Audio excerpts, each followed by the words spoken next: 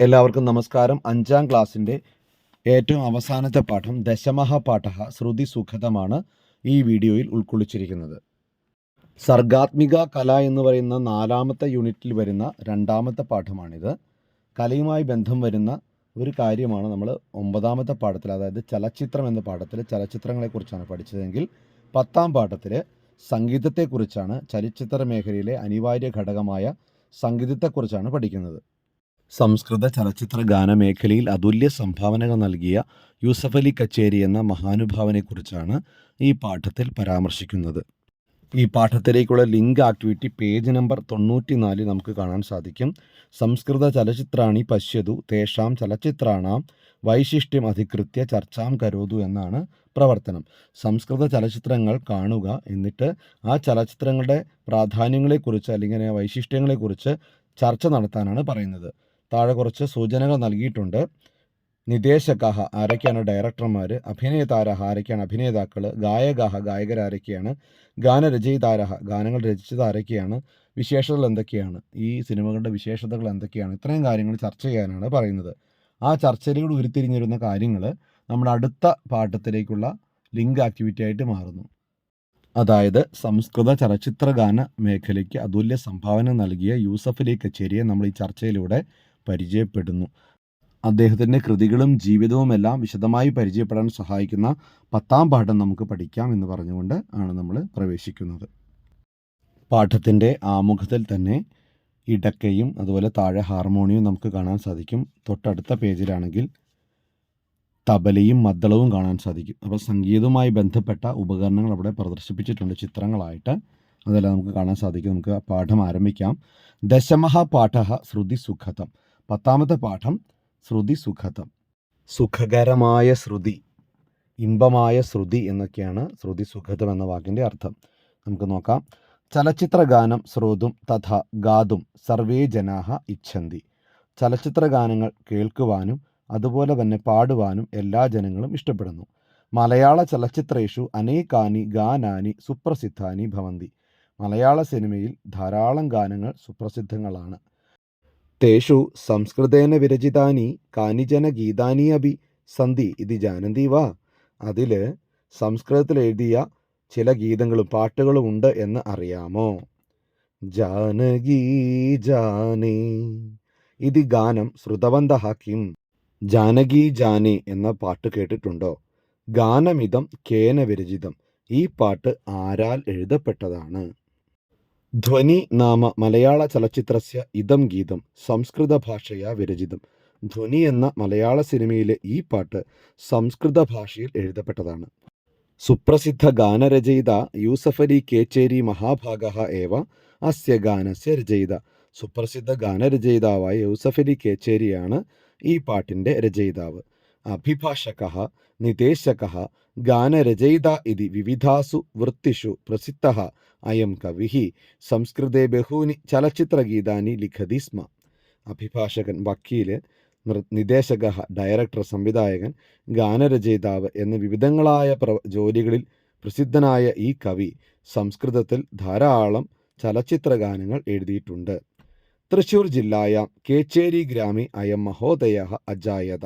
തൃശ്ശൂർ ജില്ലയിലെ കേച്ചേരി എന്ന് പറയുന്ന ഗ്രാമത്തിലാണ് ഈ മഹാൻ ജനിച്ചത്. പ്രസിദ്ധഃ സംസ്കൃത പണ്ഡിതഃ പ്രൊഫസർ കെ പി നാരായണ പിഷാരടിഃ മഹോദയഃ ഏവ അസ്യ സംസ്കൃതാചാര്യഃ. പ്രസിദ്ധനായ സംസ്കൃത പണ്ഡിതൻ professor K P Narayana Pisharody ആണ് ഇദ്ദേഹത്തിൻ്റെ സംസ്കൃത അധ്യാപകൻ. തൊട്ടടുത്ത പേജിൽ 96ാം പേജിൽ കുറച്ച് ഗാനങ്ങൾ അവിടെ കൊടുത്തിട്ടുണ്ട്. ഗാനങ്ങളുടെ ആദ്യ വരികളാണ് കൊടുത്തിരിക്കുന്നത്. ഇതെല്ലാം സംസ്കൃത ഗാനങ്ങളാണ്, ഇദ്ദേഹം രചിച്ച ഗാനങ്ങളാണ്. നമുക്ക് നോക്കാം. ചഞ്ചല ചഞ്ചല നയനം. ഈ ലിസ്റ്റിൽ കൊടുത്തിരിക്കുന്ന എല്ലാ പാട്ടുകളും എനിക്ക് പാടാൻ അറിയില്ല, എന്നാലും ചിലതൊക്കെ അറിയാം. ചഞ്ചല ചഞ്ചല നയൻ എന്നുള്ള പാട്ട് അറിയില്ല. അടുത്ത് ജാനകി ജാനി, ഞാൻ ആദ്യം പറഞ്ഞല്ലോ, ജാനകി ജാനി എന്നുള്ള പാട്ടാണ്. അടുത്ത കൃഷ്ണ കൃപാസാഗരം, ആ പാട്ടാണ്. പിന്നെ ബ്രൂഹി കൃഷ്ണ എന്നുള്ളൊരു പാട്ട്. മാമവ മാധവ മധുമാധി അങ്ങനെ തുടങ്ങുന്നൊരു ഗാനമാണ്. അഗമയ ലസിത എന്ന് പറയുന്നൊരു പാട്ട്. അടുത്തത് ഗേയം ഹരിനാമധേയം. ഈ പാട്ടുകളാണ് അവിടെ കൊടുത്തിട്ടുള്ളത്. നിങ്ങൾ ചെയ്യേണ്ട കാര്യം ഈ പാട്ടുകളെല്ലാം കാണുക. അതിന് ലിങ്ക് ഞാൻ ഇതിൻ്റെ ഈ കമൻറ്റ് ബോക്സിൽ കൊടുക്കുന്നുണ്ട്. അപ്പോൾ ആ ലിങ്കിലൂടെ കയറിയിട്ട് ആ വീഡിയോകളെല്ലാം കുട്ടികളെ കാണിക്കുക, കുട്ടികൾ കാണുക. കണ്ടിട്ട് താഴെ പറയാണ്, യൂസഫ് അലി കേച്ചേരി മഹോദയേന രചിതാനി ഏതാനി സംസ്കൃതഗീതാനി പ്രസിദ്ധാനി ഭവന്തി. യൂസഫ് അലി കച്ചേരിയാൽ രചിക്കപ്പെട്ട ഈ സംസ്കൃത ഗീതങ്ങൾ പ്രസിദ്ധങ്ങളാണ്. തൊട്ടടുത്ത സെൻറ്റൻസ്, കേരള സാഹിത്യ അക്കാദമി പുരസ്കാരः, ഓടക്കുഴൽ പുരസ്കാരः, വള്ളത്തോൾ പുരസ്കാരः ഇത്യാദീൻ ബഹൂൻ പുരസ്കാരാൻ പ്രാപ്തവാൻ അയം. കേരള സാഹിത്യ അക്കാദമി പുരസ്കാരം, ഓടക്കുഴൽ പുരസ്കാരം, വള്ളത്തോൾ പുരസ്കാരം തുടങ്ങിയ നിരവധി അവാർഡുകൾ, ബഹൂൻ പുരസ്കാരം ധാരാളം അവാർഡുകൾ അദ്ദേഹത്തിന് ലഭിച്ചിട്ടുണ്ട്, നേടിയവനാണ് അദ്ദേഹം എന്നാണ് അർത്ഥം. മഴ ഇതി ചലച്ചിത്രസ്യ ഗേയം ഹരിനാമധേയം ഇതി സംസ്കൃതഗാനസ്യ രചനയാ അയം മഹോദയഃ ദേശീയ ചലച്ചിത്ര പുരസ്കാരേണ സമാദൃതഃ. മഴ എന്ന സിനിമയിലെ ഗേയം ഹരിനാമധേയം എന്ന സംസ്കൃത ഗാനത്തിൻ്റെ രചനയാൽ ഈ മഹാന് ദേശീയ ചലച്ചിത്ര പുരസ്കാരം നേടിയിട്ടുണ്ട്, അല്ലെങ്കിൽ അദ്ദേഹത്തെ ഈ പുരസ്കാരം കൊണ്ട് ആദരിച്ചിട്ടുണ്ട് എന്നാണ് അർത്ഥം.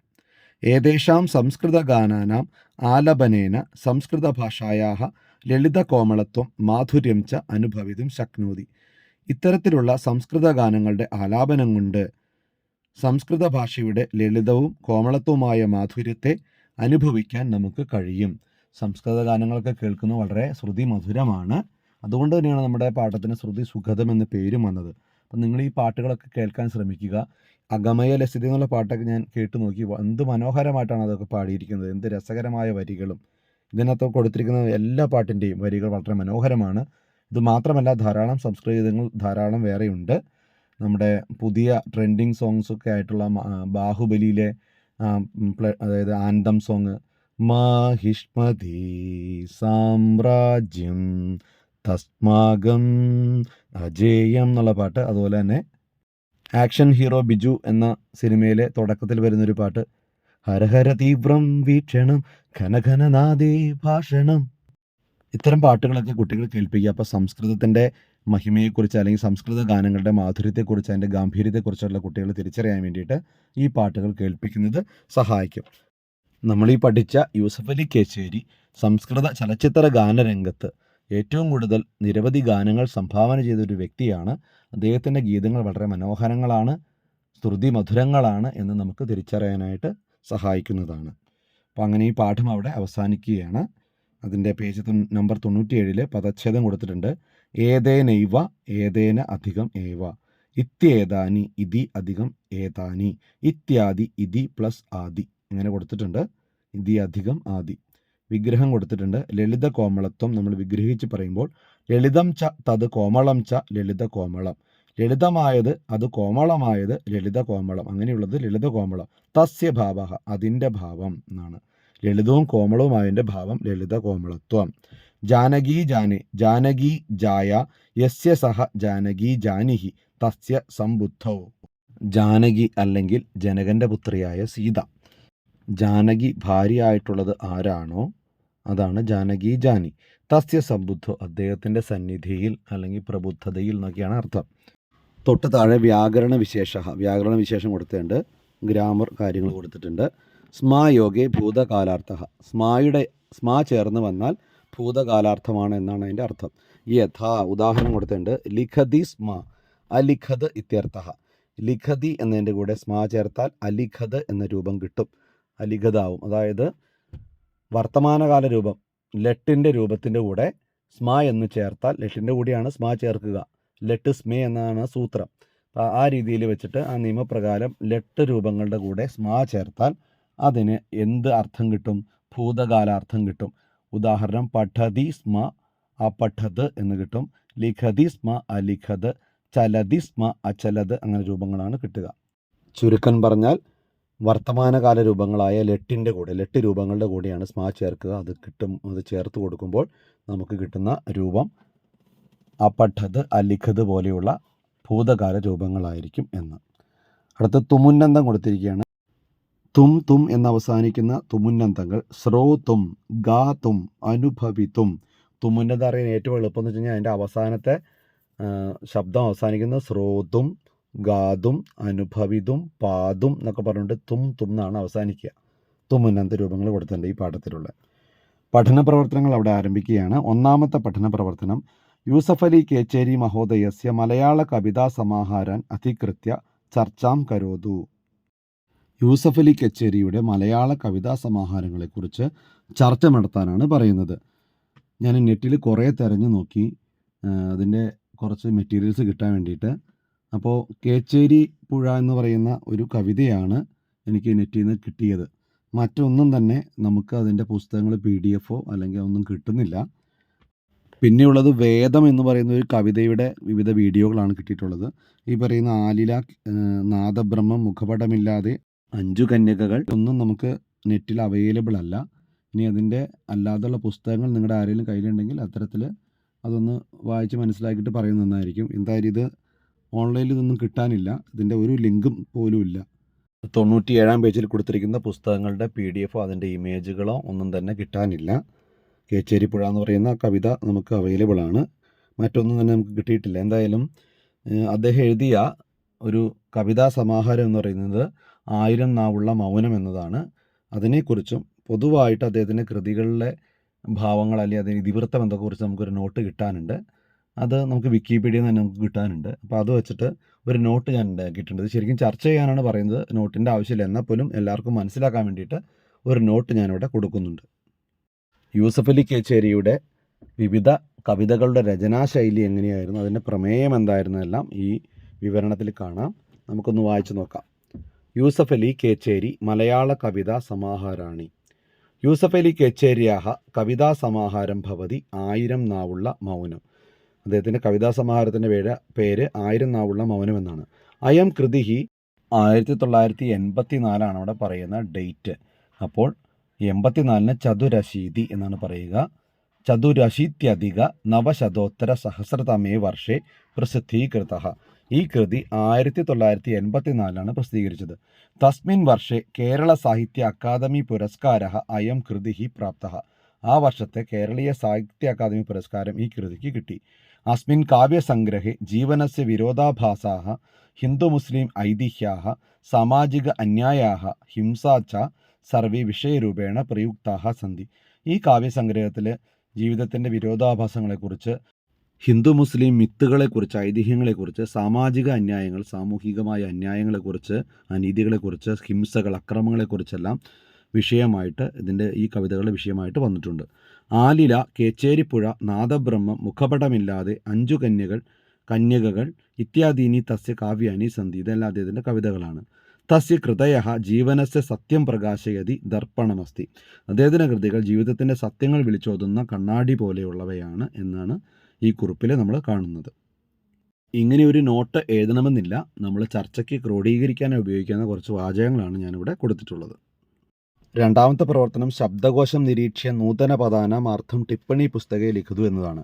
ശബ്ദകോശം, അതായത് പേജ് നമ്പർ 101 കൊടുത്തിരിക്കുന്ന ശബ്ദകോശം, ഡിക്ഷണറി നോക്കിയിട്ട് ഈ പുതിയ പദങ്ങളുടെ അർത്ഥം നോട്ട് ബുക്കിലേക്ക് എഴുതാനാണ്. 2 കൊടുത്തിട്ടുണ്ട് അവിടെ. സർവേ, അഖിലാഹ എന്നാണ്. എല്ലായിടത്തും. സമാദൃത, ആദരിക്കപ്പെട്ടവൻ, ബഹുമാനിത, ബഹുമാനിക്കപ്പെട്ടവൻ എന്നർത്ഥം. മറ്റുള്ള എല്ലാ പദങ്ങളും നമുക്ക് 101-ാം പേജിൽ കാണാം. അത് നോക്കിയിട്ട് കുട്ടികൾ എഴുതിയെടുക്കണം. അടുത്തത് സൂചകാനി ഉപയുജ്യ ലഘുവാക്യാനി ലിഖതു എന്ന 3-ാം പ്രവർത്തനം. സൂചകങ്ങൾ നോക്കിയിട്ട് ലഘുവാക്യങ്ങൾ എഴുതുക. അവിടെ നമ്മൾ യൂസഫ് അലി കേച്ചേരി മഹോദയ എന്ന് നടുക്ക് കൊടുത്തിട്ടുണ്ട്. എല്ലാ വശത്തേക്കും അദ്ദേഹത്തിൻ്റെ മാതാവിൻ്റെ പേര്, പത്നിയുടെ പേര്, ജനിച്ച സ്ഥലം, പിതാവ് എല്ലാം കൊടുത്തിട്ടുണ്ട്. ഓരോന്നും നമുക്ക് എങ്ങനെ ചെയ്യാമെന്ന് നോക്കാം. ഒരു ഉദാഹരണം കൊടുത്തിട്ടുണ്ട്. സെൻട്രലിൽ യൂസഫ് അലി കേച്ചേരി മഹോദയ അദ്ദേഹം എന്നിട്ട് കൊടുത്തിരിക്കുകയാണ്. താഴെയിട്ടുള്ളത് യൂസഫ് അലി കേച്ചേരി മഹോദയ, താഴേക്ക് നോക്കിയാൽ പിത, തൊട്ട് താഴെ അഹമ്മദ്. അപ്പോൾ പിതാവ് അഹമ്മദാണെന്ന് പറയണം. അപ്പോൾ ഇവിടെ യഥ എന്നും പറഞ്ഞുകൊണ്ട് ഒരു ഉദാഹരണം കൊടുത്തിട്ടുണ്ട്. യൂസഫ് അലി കേച്ചേരി മഹോദയസ്യ പിതാ അഹമ്മദ് ഭവതി. മഹോദയ എന്ന് കൊടുത്തിട്ടുണ്ട്. യൂസഫ് അലി കേച്ചേരി മഹോദയ. അപ്പോൾ മഹോദയസ്യ അയാളുടെ, അല്ലെ അദ്ദേഹത്തിൻ്റെ, യൂസഫ് അലി കേച്ചേരി മഹോദയസ്യ പിതാവ്, അഹമ്മദിൻ്റെ താഴെ ഭവതി ആകുന്നു എന്നർത്ഥം കൊടുക്കുന്നു. അങ്ങനെയാണെങ്കിൽ മറ്റുള്ളത് എങ്ങനെ എഴുതാമെന്ന് നമുക്ക് നോക്കാം. പുസ്തകത്തിൽ കൊടുത്തിരിക്കുന്ന മാതൃകയും ഞാൻ ആദ്യം അവിടെ കൊടുത്തിട്ടുണ്ട്. യൂസഫ് അലി കേച്ചേരി മഹോദയസ്യ പിതാ അഹമ്മദ് ഭവതി എന്നുള്ളത്. അടുത്ത 3 ഓപ്ഷൻസ് നമുക്ക് നോക്കാം. യൂസഫ് അലി കേച്ചേരി മഹോദയസ്യ മാത നജ്മക്കുട്ടി ഉമ്മ ഭവതി. നജ്മക്കുട്ടി ഉമ്മ. മുകളിലോട്ട് നോക്കിയാൽ കാണാം യൂസഫ് അലി കേച്ചേരി മഹോദയ നടുക്ക് മുകളിൽ മാത അതിൻ്റെ മുകളിൽ നജ്മക്കുട്ടി ഉമ്മ. അപ്പോൾ അത് ചേർത്തിട്ട് പറയാണ് യൂസഫ് അലി കേച്ചേരി മഹോദയസ്യ മാത നജ്മക്കുട്ടി ഉമ്മ ഭവതി. അടുത്തത് ഇടത്തേക്ക് നോക്കിയാൽ പത്നി കാണാം. പത്നിയുടെ പേര് ഖദീജ എന്നാണ് കൊടുത്തിരിക്കുന്നത്. അപ്പോൾ യൂസഫ് അലി കേച്ചേരി മഹോദയസ്യ പത്നി ഖദീജ ഭവതി. അതുപോലെ തന്നെ വലത്തോട്ട് ഓപ്ഷൻ സ്ഥാനം എന്നാണ്, സ്ഥലം എന്നാണ് അതിൻ്റെ അർത്ഥം. കേച്ചേരി എന്നാണ് കൊടുത്തിരിക്കുന്നത്. യൂസഫ് അലി കേച്ചേരി മഹോദയസ്യ ജന്മസ്ഥാനം കേച്ചേരി ഭവതി. നമ്മളൊരു സ്ഥാനത്തിന് മുമ്പിൽ ജന്മം കൂടെ ചേർത്തത് നല്ലതാണ്. ജന്മസ്ഥാനം എന്നാകുമ്പോൾ അന്നേരം കേച്ചേരി ഭവതി എന്നുകൂടി ചേർത്തത് ചെയ്യുക. നാലാമത്തെ പ്രവർത്തനം നോക്കൂ. ചലച്ചിത്ര ഗാനം ചലച്ചിത്രേണ യോജിച്ചത്. കുറച്ച് ചലച്ചിത്ര ഗാനങ്ങളെ ഇടതുവശത്തും അതിൻ്റെ ചലച്ചിത്രങ്ങൾ സിനിമയുടെ പേര് വലതുവശത്തും കൊടുത്തിട്ടുണ്ട്. അത് യോജിപ്പിക്കാനാണ്. ജാനകി ജാനി, കൃഷ്ണകൃപാസാഗരം, മാമമ മാധവ മധുമാധി, ചഞ്ചല ചഞ്ചല നയനം, ബ്രൂഹി കൃഷ്ണ ഘനശ്യാമ എന്ന ഗാനങ്ങളും വലതുവശത്ത് കല്യാണപ്പന്തൽ, ഇങ്ങനെ ഒരു നിലാപക്ഷി, ധ്വനി, 5 സ്റ്റാർ ഹോസ്പിറ്റൽ, സർഗം എന്നീ സിനിമകളുടെ പേരും കൊടുത്തിരിക്കുകയാണ്. അത് കൃത്യമായിട്ട് യോജിപ്പിക്കാനാണ് പറയുന്നത്. അതിങ്ങനെ യോജിപ്പിക്കുമ്പോൾ കൃത്യമായിട്ട് ഇങ്ങനെയാണ് യോജിപ്പിക്കേണ്ടത്. നോക്കാം. ജാനകി ജാനേഷ് ധ്വനി എന്ന സിനിമയിലെ പാട്ടാണ് ധ്വനി. കൃഷ്ണകൃപാസാഗരം സർഗം എന്ന സിനിമയിലെയാണ്. മാമമ മാധവ മധുമാതി എന്ന ഗാനം 5 സ്റ്റാർ ഹോസ്പിറ്റലിലാണ്. ചഞ്ചല ചഞ്ചല നയനം കല്യാണപ്പന്തൽ എന്നൊരു സിനിമയിലെയാണ്. ബ്രൂഹി കൃഷ്ണ ഘനശ്യാമ ഇങ്ങനെ ഒരു നിലാപക്ഷി എന്ന സിനിമയിലെയാണ്. ഇത്തരത്തിൽ അത് യോജിപ്പിക്കുക. അടുത്ത പ്രവർത്തനത്തിലേക്ക് പോകാം. അവിടെ നഞ്ചിയമ്മയുടെ ഒരു ചിത്രമൊക്കെ കാണാം. നമുക്ക് നോക്കാം. ഗദ്യഭാഗം പഠിത്വ പ്രശ്നാനാം ഉത്തരം ലിഖതു. കൊടുത്തിരിക്കുന്ന ഗദ്യഭാഗം വായിച്ചിട്ട് ചോദ്യങ്ങളുടെ ഉത്തരം എഴുതാനാണ്. കലക്കാത്ത ഇതി ഗ്രാമീണ ഗീതം. നമുക്കറിയാം കലക്കാത്ത ചന്ദനമേത് പത്തുമാങ്ക പൂത്തിരിക്ക് എന്നൊരു പാട്ടുണ്ടല്ലേ. കലക്കാത്ത ഇതി ഗ്രാമീണ ഗീതം ഇതാനും സമ്പൂർണേ ദേശേ പ്രചലതി. ഇപ്പോൾ നമ്മുടെ നാട്ടിലെല്ലാം പ്രചരിക്കുകയാണ്. ഏതത് ചലച്ചിത്ര ഗീതം നഞ്ചിയമ്മ ഇതി മഹിളയ ആലപിതം.